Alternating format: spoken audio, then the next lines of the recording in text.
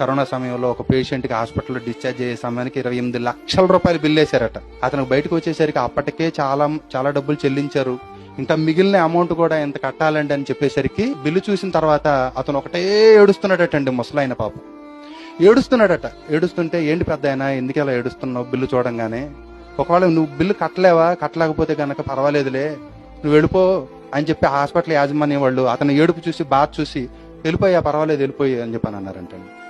అయినా కానీ ఆపకుండా ఏడుస్తున్నాడటండి. ఒకరికి బిల్లు కట్టద్దు అన్నాం కదా, అయినా ఏడుస్తున్నావు ఏంటనంటే అప్పుడు అన్నాడట ఆ ముసలాయన, ఏమండి నాకు సుమారుగా 15 రోజులు 20 రోజులు నాకు హాస్పిటల్లో ఉంచి ఆక్సిజన్ ఇచ్చి నన్ను బ్రతికించడానికి ఇన్ని లక్షల రూపాయలు ఖర్చు అయితే 70 సంవత్సరాలుగా ప్రతి క్షణం ప్రతి నిమిషం ఊపిరి పీల్చుకొని బ్రతికాను, నేను దేవునికి ఎంత రుణపడిపోయి ఉన్నాను అంటే అతనికి ఈ బుద్ధి ఎప్పుడు వచ్చిందనమాట, ఆ క్షణంలో ఆఖరి నిమిషంలో వచ్చింది.